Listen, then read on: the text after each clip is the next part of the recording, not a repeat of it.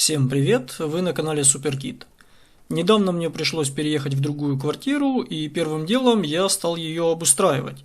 Помня старую притчу о том, что сначала нужно опустить в квартиру интернетный кабель, где он ляжет, там и нужно ставить стол, кровать и все остальное. Но не тут-то было. В моем случае это не кабель, а мобильный интернет. Вечером скорость была ниже 5 мегабит в секунду, с проседаниями до 1,5 мегабит в секунду. Причем, где бы я ни пытался протестировать, скорость интернета в пределах квартиры везде было очень тускло. При этом ночью было и 20 с плюсом мегабит в секунду, то есть это именно просадка из-за повышенного спроса к интернету, а не системная работа сети.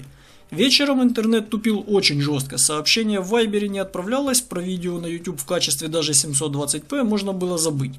Я уже обошел всю квартиру, тестируя скорость буквально на каждом квадратном метре в поисках лучшего результата, но безуспешно. К счастью, я вспомнил свою же мысль о том, что 3G это тоже сеть для интернета, перевел модем в режим только 3G и хоть какая-то стабильность настала. Скорость была около 8-9 мегабит в секунду и ничего не тормозило. В принципе, лет 10 назад я и о таком мог только мечтать, но сейчас этого мало. Пришлось изучать вопрос и искать решение. Сначала я хотел попробовать с малыми затратами. Я купил такой же модем от ZTE MF79U с возможностью переключения канала частоты. Когда-то я научился такое делать еще в 2G модемах, что полностью все для меня изменило, ведь изменив частоту, я принудительно отключился от загруженной базовой станции и подключился к другой. Но листая эти вышки посредством переключения рабочей частоты модема, в данном случае ситуацию изменить не смог никак. Либо это не работает, либо в данном месте, на какой бы частоте ни работал модем, я все равно попадал на ту же базовую станцию, или они все одинаково загружены. Самое интересное заключается в том, что тест скорости на телефоне с установленной в него сим-картой показывал весьма солидные результаты, около 45 мегабит в секунду. Получается, что телефон – это решение моего вопроса. Это действительно вариант со своими плюсами и минусами, хотя стоит признать, что минусы незначительные. Нужно все время вручную подключать и отключать раздачу интернета, так как иначе аккумулятор не дотянет до вечера и моего возвращения с работы. Да и в моем телефоне, которым я пользовался именно в таком формате, аккумулятор был уже высажен настолько, что телефон и вовсе мог не долежать до вечера даже с отключенной раздачей. Если прибавить к этому уже видавший разъем, из которого начинал выпадать кабель для заряда, и потрепанную жизнью кнопку, которую уже нужно было сжать с достаточным усилием, чтобы отключить или включить экран, то понятно, почему я, не дожидаясь окончательной поломки, просто продал тот телефон. Вместо него и был куплен данный модем, который полностью убирал мое внимание от него. Я просто включал компьютер, вместе с ним от USB включался модем, автоматически подключаясь к интернету и начиная его раздавать. При отключении компа модем также просто отключался. Идеально в сравнении со смартфоном и этими процессами вручную.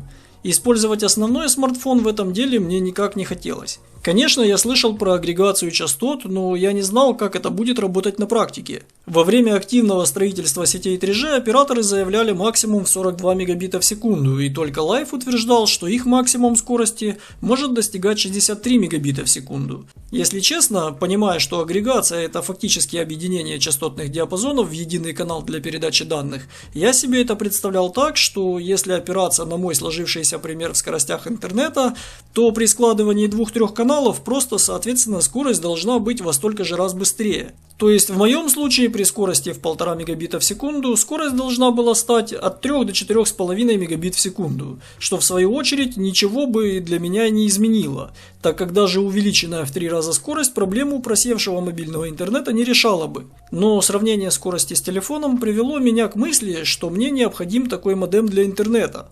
Тот 3G, 4G модем, которым я пользовался уже 2 года, имеет категорию 4. Понимая, что категория 6 имеет потолок скорости всего лишь в 2 раза больше, чем то, что у меня было, я сразу отказался даже от просмотра таких устройств, так как был уверен, что это сможет дать слишком маленький прирост. Выбор пал на категорию 12, потолок которой обеспечивает скорость передачи данных в сетях 4G LTE в 600 мегабит в секунду. Почти сразу я увидел и устройства категории 18, предельное значение скорости которых достигало отметки в 1200 мегабит в секунду. Также нужно учесть, что это все теория, а практика, как обычно, будет заметно ниже. Так, проводя аналогию, пользуясь когда-то 3G, я мог в теории получить до 42 мегабит в секунду, но на практике через модем с одной несущей выше 15 мегабит в секунду я не видел. Тестируя свой 4G модем, я получал скорости около 35-40 мегабит в секунду, при обещанных в теории до 150 мегабит в секунду. В обоих случаях это было около 30% от заявленного. По крайней мере, такие скорости в стандартных условиях. Возможно, если использовать специальные антенны, которые помогут идеализировать ситуацию, то скорости будут выше, но по умолчанию я такого не наблюдал. Следовательно, можно было ожидать и с новым роутером такой потолок скорости. То есть, если категория 12 мне обещает скорость 600 мегабит в секунду, то можно ожидать скорость до 200 мегабит в секунду на практике. Это уже немало, но, как всегда, хочется больше, поэтому я купил роутер со встроенным модемом категории 18 с максимальной скоростью в мобильных сетях до 1200 мегабит в секунду. Круто звучит, да? Остается одна маленькая загвоздка. Стандарт скорости должен совпадать не только со стороны клиента, а и со стороны оператора. Какую максимальную категорию скорости поддерживают операторы в Украине, я понятия не имею. Я, конечно, позвонил в службу поддержки оператора, хотя понимал, что мне никто на это не даст ответа. Поэтому отсутствие внятного ответа меня не удивило. Данный роутер уникален не только заявленной скоростью мобильных сетей, но и в других своих параметрах. Так, у него уже встроенный модем, в отличие от предыдущего моего домашнего роутера, а значит, сим-карта вставляется непосредственно в роутер. Но данный производитель предусмотрел нюанс для удобства, и сюда можно установить не одну, а две сим-карты. Да, это может быть страховкой пропажи интернета на одной, а может быть просто разный тариф. Этот фактор меня мгновенно подкупил, и я решил других производителей и не рассматривать, хотя там тоже были достойные кандидаты, но роутеры с возможностью установки сразу двух сим-карт от других производителей мне не встречались. Конечно, любой человек, покупая данный аппарат, скорее всего будет это делать именно для использования его встроенного модема. Ведь аналогичное по характеристикам устройство будет стоить заметно, я бы даже сказал, в разы дешевле.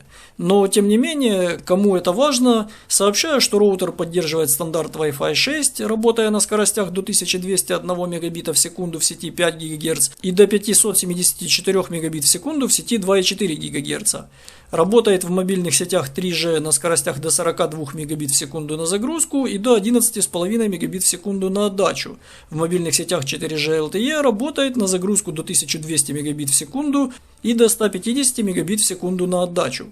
Этот роутер может быть участником для строительства беспрерывной сети Wi-Fi по технологии Mesh, имеет встроенный VPN-сервер, обеспечивает беспрерывный доступ к интернету по принципу страховки. Если пропадает проводной интернет, то автоматически включается мобильный интернет, либо если пропадает интернет с одной сим-карты, автоматически доступ будет с другой. Конечно, это не обязательное условие, это просто можно такой опцией воспользоваться. В случае использования интернета с одной сим-карты на постоянной основе, можно принудительно переключаться либо на провод, либо на другую сим-карту. Причем тут нет главной сим-карты, типа интернет всегда с первой сим-карты, а со второй только при отсутствии интернета с первой. Нет, здесь какую сим-карту укажете, с такой интернет и будет предоставляться. Кроме всего прочего, здесь присутствуют все атрибуты роутера. Можно настроить защиту, как больше нравится, через пароль к сети или через фильтр по MAC-адресу. По работе в мобильной сети есть возможность работы с СМС. Можно читать и отправлять СМС. Правда, не совсем удобно, например, если мне пришло много сообщений, то я не могу взять их и все удалить. Я должен делать это по отдельности с каждым. По выбору сети можно выбрать либо принудительно 4G, либо установить автоматический выбор между 3G и 4G. Также можно самому вручную влиять на агрегацию частот. Сначала испытать, какие каналы оператора работают лучше при совместной работе, и выбрать именно нужную пару. Естественно, модем обладает продуманной статистикой трафика, которую можно видеть в главном меню.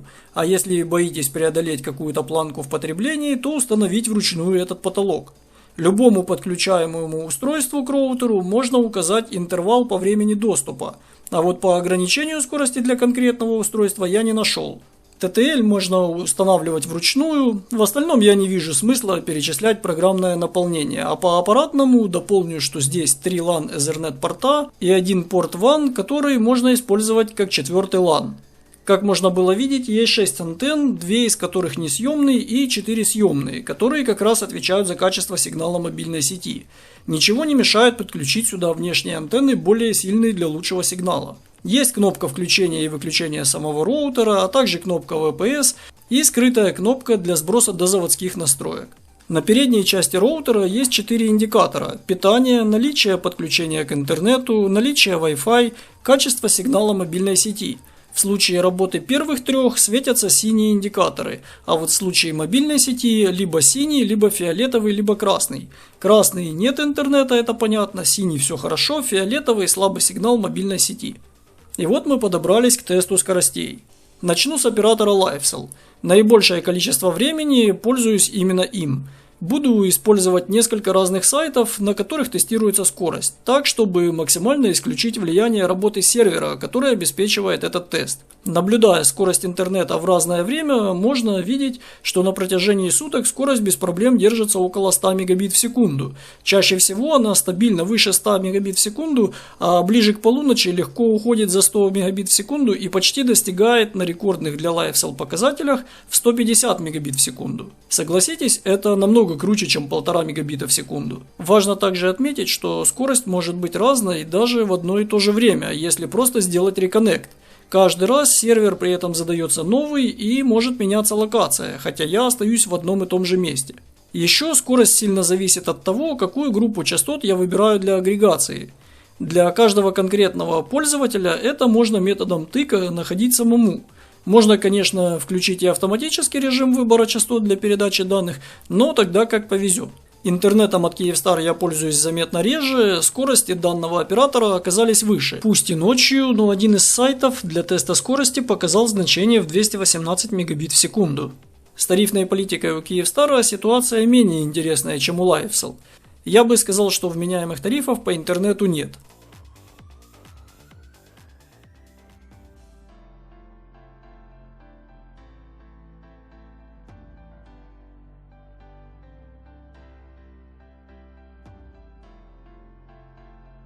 Vodafone – последний представитель с сетью 4G. С точки зрения тарифов, вменяемости здесь еще меньше, чем у Kyivstar. Возможно, поэтому скорости последних 2 операторов выше, чем у LiveCell, но пакет за 300 гривен в месяц и лишь 40 гигабайт интернета без ограничения по скорости слишком мало, а после их исчерпания ограничение в 0,8 мегабита в секунду. При такой скорости комфортно видео уже посмотреть не выйдет.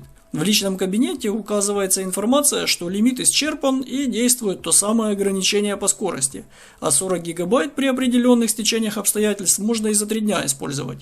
Кстати, на примере Vodafone можно видеть, как агрегация разных групп частот влияет на скорость. В одном случае скорость на загрузку выше, но оплот крайне низкий, как для 4G. А после смены группы частот скорость на загрузку в 2 раза стала ниже, а скорость отдачи наоборот выросла в 2 с плюсом раза.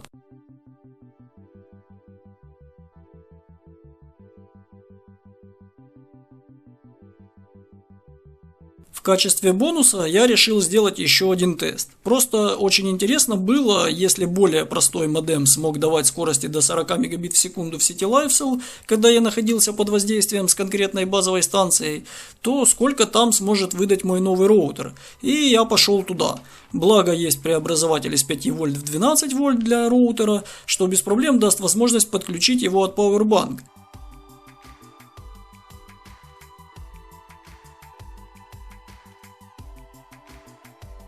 В вечернее время LiveCell и Vodafone показали результаты, которые особо не отличаются от предыдущих тестов, за исключением того, что Vodafone показал очень солидный upload. Таких показателей я до этого в скорости отдачи в мобильном интернете не видел. Скорость загрузки не уступает проводному интернету в 100 мегабит в секунду. Все тесты я проводил посредством беспроводного соединения компьютера с роутером, а связь устанавливалась благодаря USB Wi-Fi адаптеру. Его я приобрел вместе с роутером, таким образом обновив китайский адаптер с Алиэкспресса. Причиной замены стали более высокие стандарты скорости и наличие внушительной антенны. Для полноты ощущений от потенциала Wi-Fi адаптера его нужно подключать в порт USB 3.0. Вот такие возможности этого устройства. Если действительно максимальная категория это 12, то тогда моя статистика верна, и для данного стандарта устройств и от заявленных 600 мегабит в секунду удалось получить около 30% практической жизни. Для ответа на этот вопрос мне бы помог такой же роутер, но как раз категории 12. И в случае, если бы он показал те же самые значения скоростей, то это бы подтвердило мои слова.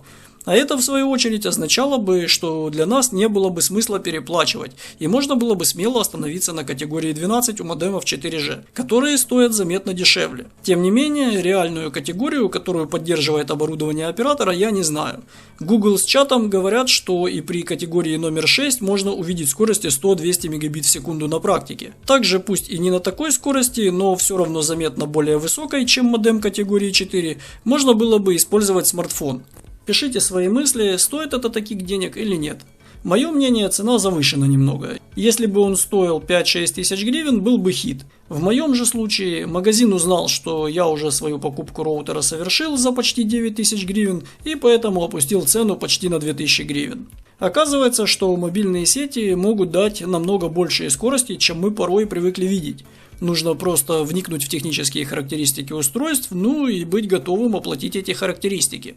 Мне кажется, что данное видео ответило также на вопрос, почему модем 4G с заявленной скоростью до 150 мегабит в секунду, у которого категория 4, практически в 100% случаев будет давать скорость меньшую, чем любой даже самый дешевый, но современный смартфон, который обладает более высокой категорией в стандарте передачи данных.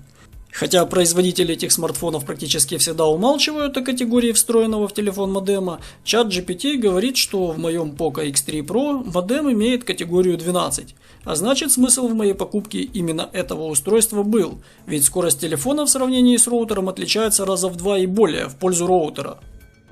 Ссылки на полезности в описании, оценивайте видео, подписывайтесь на канал, обязательно будут еще видео о разных девайсах, если есть вопросы, можете задавать их в комментариях, постараюсь ответить на них.